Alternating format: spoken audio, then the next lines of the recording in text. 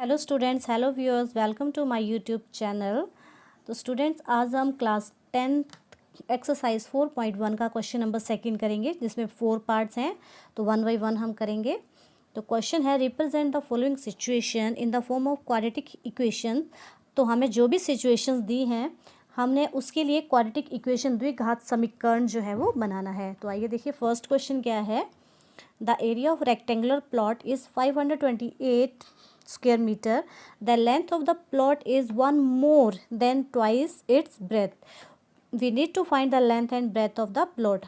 हमें क्वेश्चन में बोला है कि हमने क्वाड्रेटिक इक्वेशन ही बनानी है, ठीक है। तो अब देखिए, क्वेश्चन है कि एक आयताकार प्लॉट है जिसका एरिया हमारे पास 528 वर्ग मीटर दिया है। आगे क्वेश्चन में बोला है कि जो उसकी लंबाई है प्लॉट की, वो चौड़ाई के दुगने से एक अधिक है, ठीक है। तो हम मान के चलेंगे, let the breadth of rectangular plot कितना ले लिया हमने, x, तो उसकी लेंथ कितनी हो जाएगी। अब ब्रेथ x है तो इसके ट्वाइस, इसके दुगने से, तो 2x हो गई, दुगना, दुगने से एक अधिक है तो इसकी लेंथ कितनी होगी, 2x जमा 1 मीटर, ठीक है। अब उसके बाद हमें क्या दिया हुआ है, इसका area given, we have to given the area of rectangular plot is equal to 528 metre given. The area of rectangular plot is equal to 528 square meter. Then according to question we know the area of rectangular plot is equal to length into breadth. Then according to question length into breadth किसके बराबर होगा, 528 के बराबर, क्योंकि हमें पता है कि एरिया का जो फार्मूला है रेक्टेंगुलर प्लॉट का वो कितना होता है, लेंथ इंटू ब्रेथ। तो लेंथ हमारे पास 2x+1 है और ब्रेथ कितनी है, x। तो हम फार्मूला में पुट करेंगे वैल्यूज़, 2x+1 इंटू बी, कितना माना है हमने breadth, x is equal to 528, multiply करेंगे 2x² plus x is equal to 528। अब इस 528 को लेफ्ट साइड लेके आएंगे, 2x² plus x minus 528 is equal to 0। तो इस सिचुएशन के लिए हमारे पास जो क्वाड्रेटिक इक्वेशन कितनी आई, 2x² प्लस x माइनस 528। हमें इतना ही क्वेश्चन करने को बोला है, इसको सॉल्व आगे नहीं करना है। तो this is the complete solution, this is the quadratic equation for this situation. आइए इसका सेकेंड पार्ट देखते हैं। सेकेंड पार्ट है, the product of two consecutive positive integers is 306, we need to find the integers, ठीक है। तो हमने इस सिचुएशन के लिए भी क्या करेंगे, हम एक क्वाड्रेटिक इक्वेशन ही बनाएंगे, ठीक है। क्वेश्चन में यही बोला है। तो क्वेश्चन है, the product of two consecutive, consecutive means लगातार, ठीक है, दो धनात्मक हमारे पास पूर्णांक हैं, उनका प्रोडक्ट जो है वो 306 दिया हुआ है, ठीक है। तो हम यहाँ भी मान के चलेंगे दो धनात्मक पूर्णांक लगातार, ठीक है। कंसेक्टिव का मतलब लगातार, जैसे 1 2 3, ठीक है, लाइक दिस, ठीक है। तो हम दो जो है कंसेक्टिव पॉजिटिव इंटीजर्स लेके चलेंगे यहाँ पे। सो लेट, तो हम क्या मान के चल पड़ते हैं, अगर एक x होगा तो दूसरा कितना होगा, x+1। Let x and x+1 be two consecutive positive integers. So this implies according to question, according to question क्या है कि उनका प्रोडक्ट जो है दो लगातार धनात्मक पूर्णांकों का योग 306 है, ठीक है। तो एक x है हमारे पास, तो दूसरा कितना है, x+1, इन दोनों का प्रोडक्ट लेंगे हम। तो x into x+1 is equal to 306, ठीक है। मल्टीप्लाई कर देंगे, x² plus x is equal to 306। अब इसको 306 को हम लेफ्ट साइड लेके आएंगे। So this is the required quadratic equation, हमें यही बोला है। So this implies this is a required quadratic equation for this situation. अब उसके बाद थर्ड पार्ट है, Rohan's mother is 26 years older than him, the product of their age 3 years from now will be 360. We would like to find Rohan's present age. अब question हमारे पास क्या दिया हुआ है कि Rohan's mother is 26 years older than him, कि जो रोहन की ममा है वो रोहन से 26 साल बड़ी है. उसके बाद दिया है क्वेश्चन में the product of there edges 3 years from now will be 360. Question है कि आज से 3 साल के बाद जो उनकी आयु का प्रोडक्ट है, गुणनफल है, वो कितना दिया हुआ है 360. ठीक है, मतलब आज जो उनकी प्रेजेंट एज है उसके 3 साल के बाद जो दोनों की एज आएगी उनको उसका प्रोडक्ट जो है वो 360 दिया है. ठीक है, तो इसके लिए हमने क्वाड्रेटिक इक्वेशन जो है वो फाइंड आउट करनी है. तो देखिए हम मान के चलेंगे लेट द प्रेजेंट एज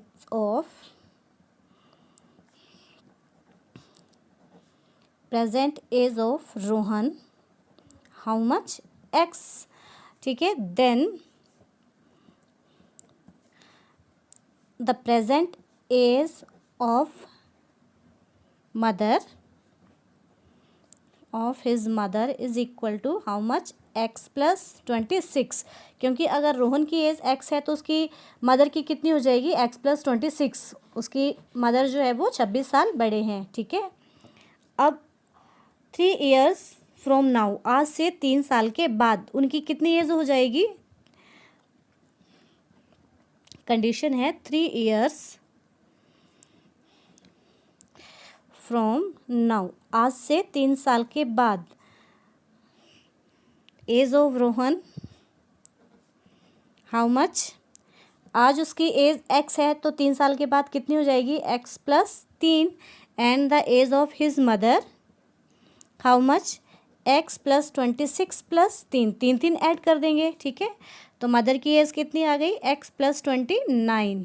अब अकॉर्डिंग टू क्वेश्चन क्या बोला है कि आज से 3 साल के बाद जो उनकी आयु का प्रोडक्ट है, product means x plus 3 into x plus 29, कितना दिया हुआ है 360.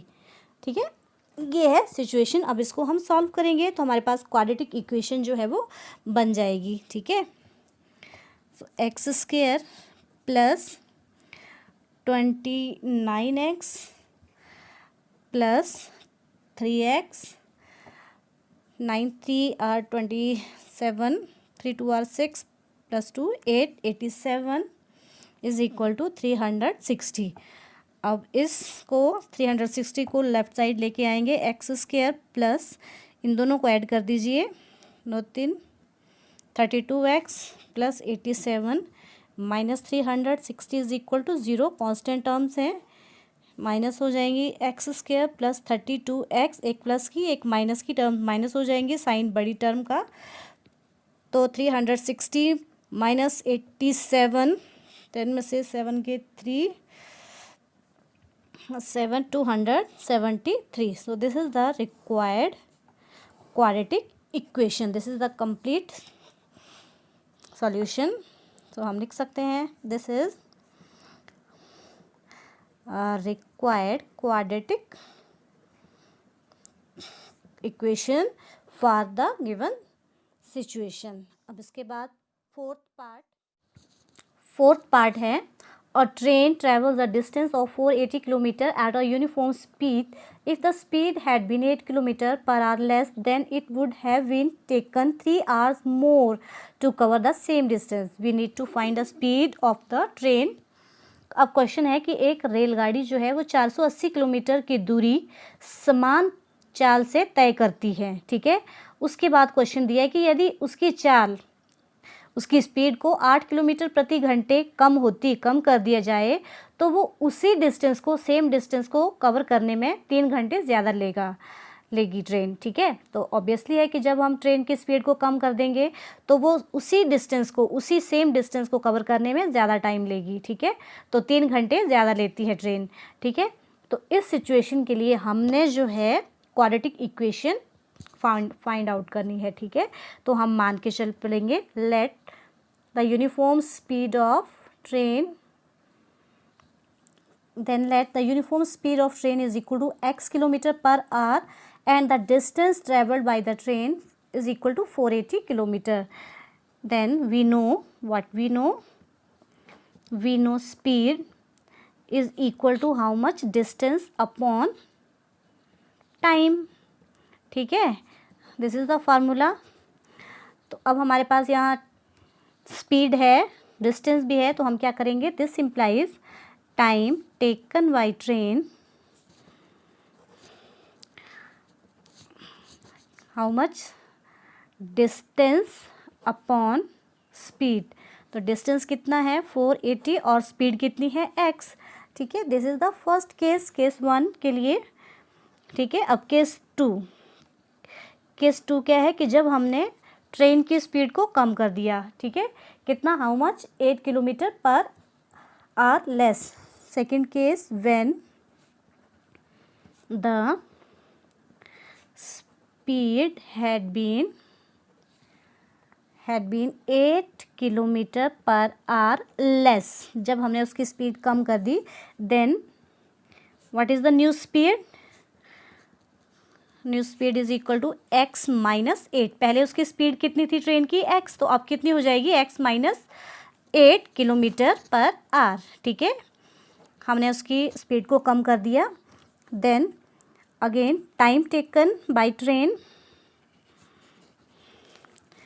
Time taken by train is equal to distance upon speed.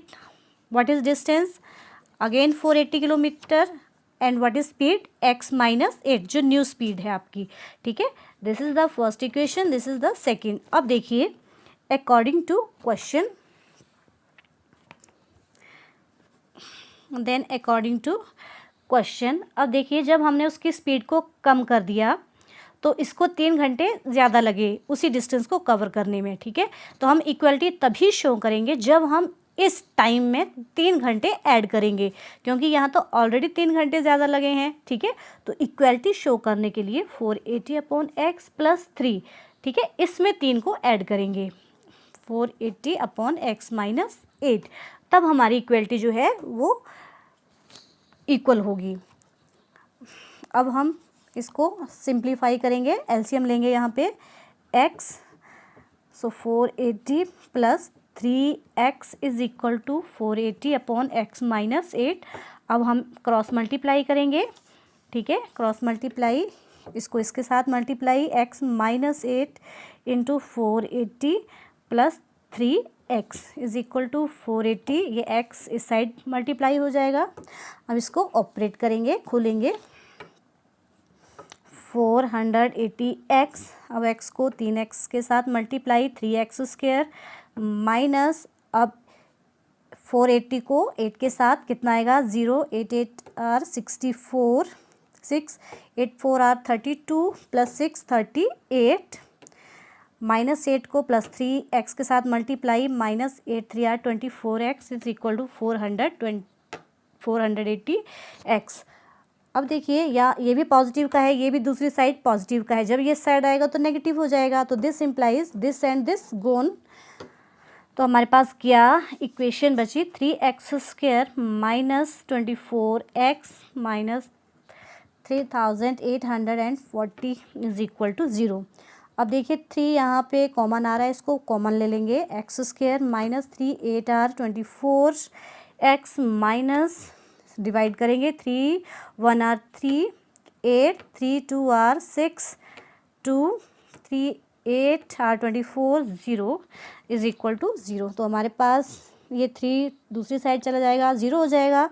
तो हमारे पास अल्टीमेट क्या क्वाड्रेटिक इक्वेशन आएगी, x square minus 8x minus 1280 is equal to 0. So this is the required quadratic equation for this given situation. हम लिख सकते हैं, this is a required quadratic equation for this given situation. So students, I hope कि आपको ये मेरा video अच्छा लगा होगा. तो प्लीज़ लाइक कीजिए, शेयर कीजिए और हाँ, सब्सक्राइब करना मत भूलिए. Thank you.